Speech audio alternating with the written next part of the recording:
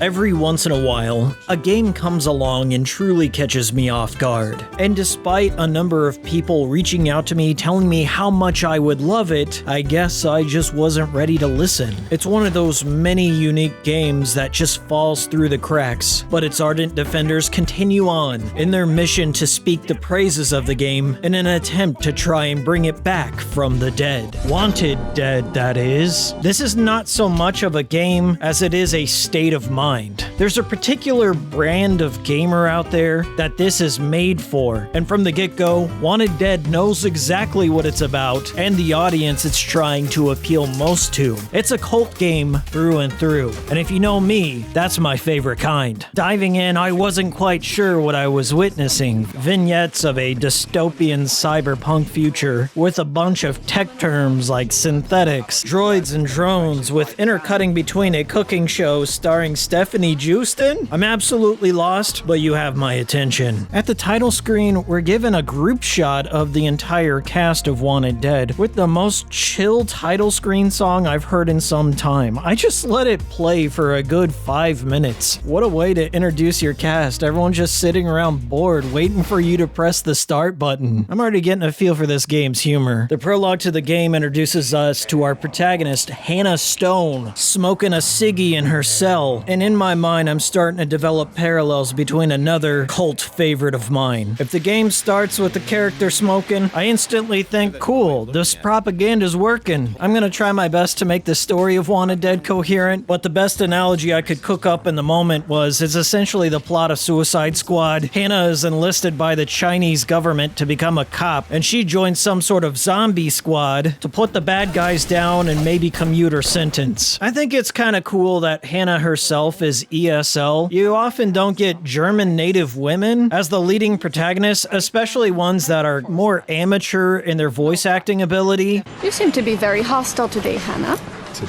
Shut the hell up, all of you! It reminds me a lot of Arnold's early career, where he didn't have a full grasp on English yet, so the directors just fed him some phonics and hoped for the best, and sometimes Kino was made. Perhaps he didn't understand you. I understood him. He's most disagreeable and he has irritated me. Traditional Austrian method acting on display. Look, I ain't got all day. Here's what's going to happen next.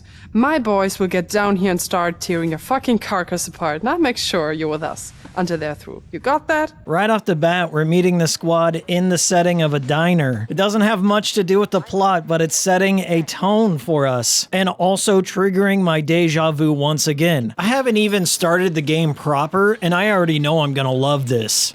Eat the fork, honey. Here's pie.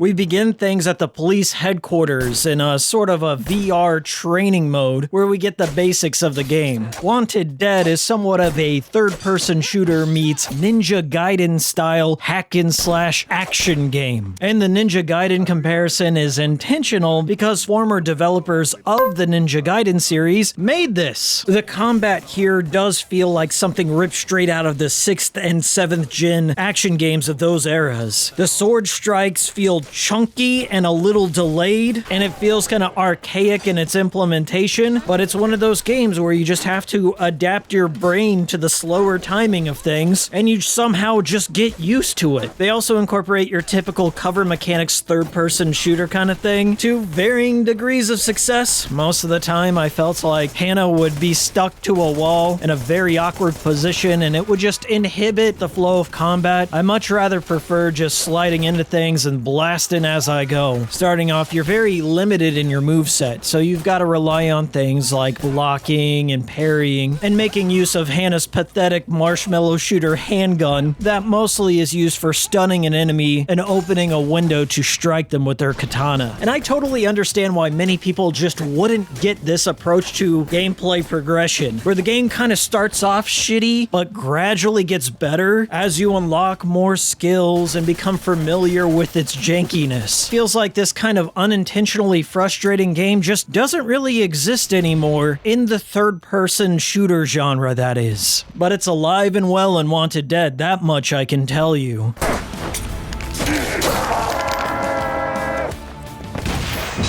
Oh no god.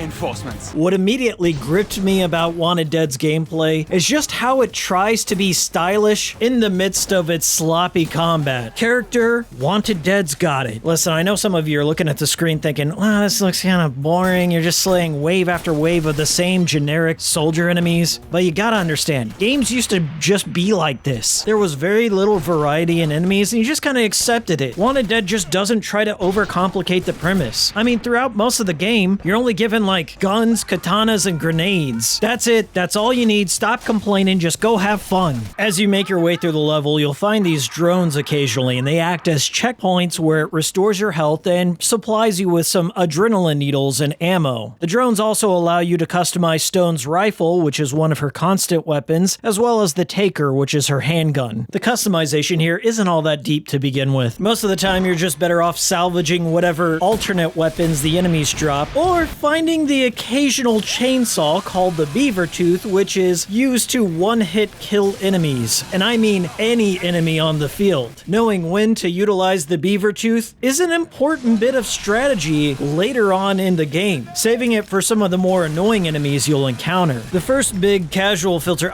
boss fight, is a giant spider tank ripped straight out of Ghost in the Shell. Most of the bosses in this game will make short work of you Ninja Gaiden style, and I get nostalgic for this rubber band approach to boss design. A lot of tension and frustration is built up, and when you somehow overcome it after multiple deaths, it releases all that tension, and you really feel like you've accomplished something, even though you were sitting alone in your bedroom playing Wanted Dead by yourself. Who am I kidding? You've got nothing to lose but your time, and you've got plenty of that. So grab a Kleenex and let's get back to it. A cybernetic man named Richter and his boy toy Tom Cruise capture the zombie squad and are set to execute them. That is until the chief comes in and tells everyone to break it up and go home. And from this point forward, Wanted Dead gets better and better. It has a bit of a rough first level, but if you hang in there, its charm will sink its hooks into you. And you're saying it's my fault?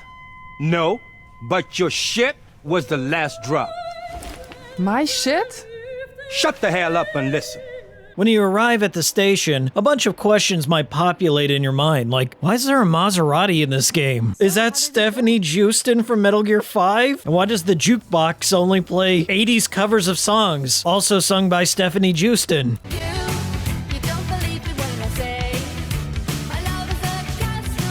They should really rename it to the Juiced Box.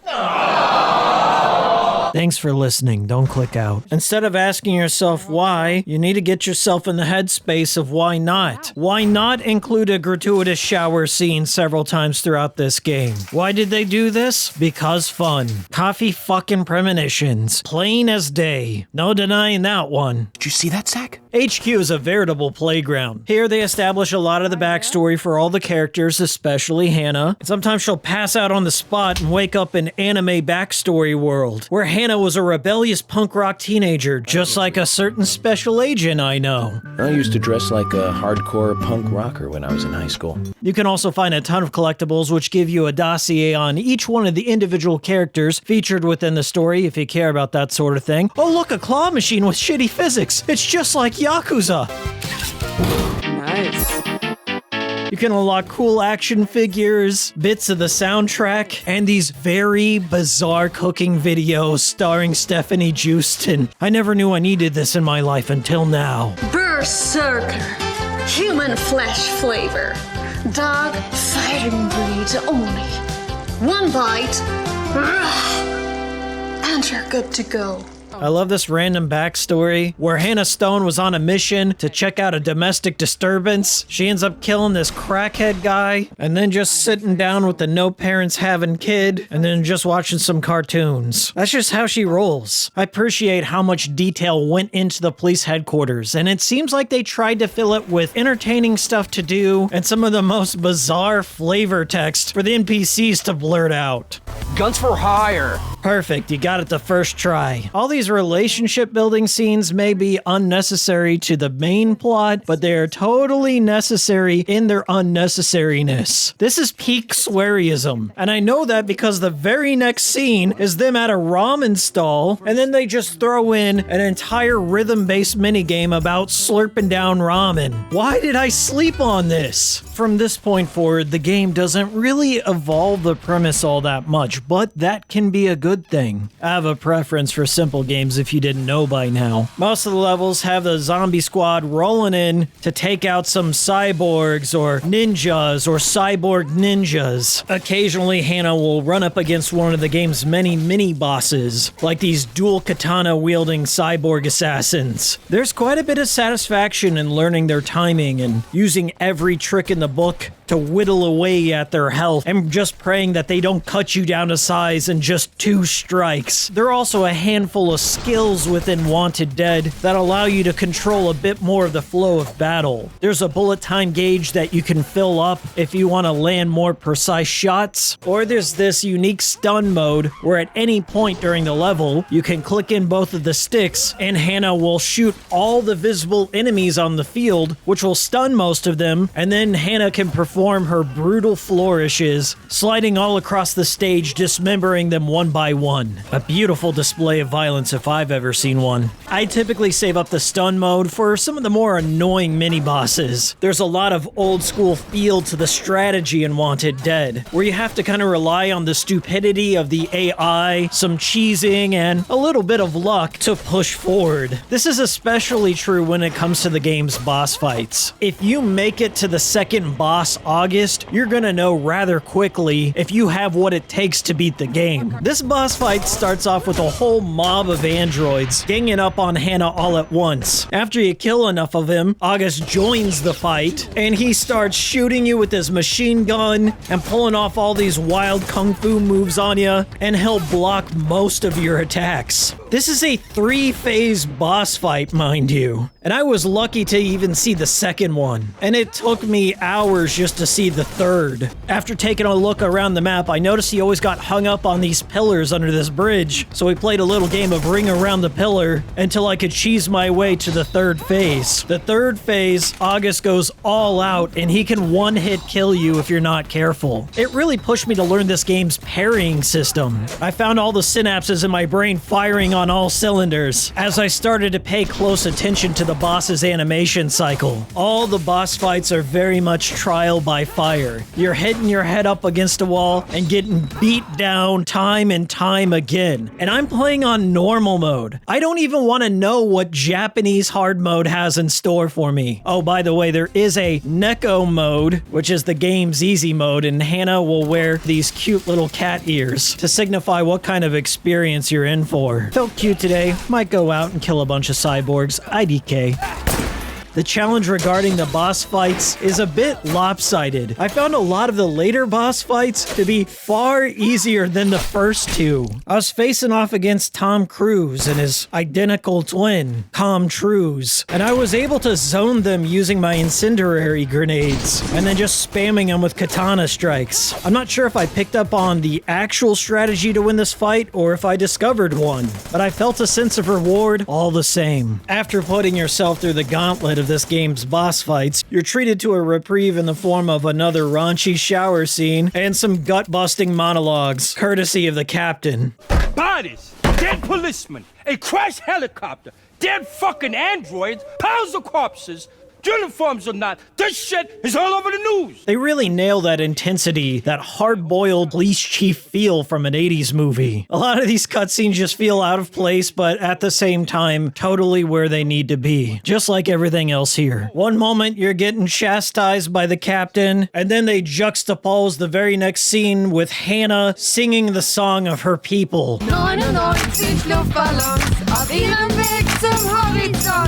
This game always keeps you guessing. lesson. You never know what lies around the next corner. One moment, it's a 3D render, and then you go through some doors and boom, 2D anime. Who am I to complain? Okay, we're gonna wrap things up here. If you enjoy things that are somewhat broken, but try to punch above in terms of gameplay and its own budget, and you want something completely weird, then you're never, ever gonna play another game quite like Wanted Dead. I picked this game up during a Humble Bundle, and I regret just not buying it on day one. Side note, I did play a lot of this game on my Steam Deck, and it runs like a dream. It never crashed, it maintained a stable frame rate even during some of the more chaotic later levels, and it made getting all the collectibles a bit more bearable since I didn't have to hog the TV to do it. Wanted Dead is the definition of a cult classic in the making. It may not be appreciated in 2024, but come back to this video in 2034 and let me know what people are saying about it. You gotta come back in 2034. Let me know. Anyway, I've been Hikiko. Thanks for watching. Pick up this game, and I'll leave you with this. Now we add a tablespoon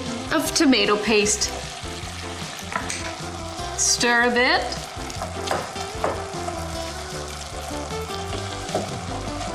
Please use the good tomato paste, not the hipster one.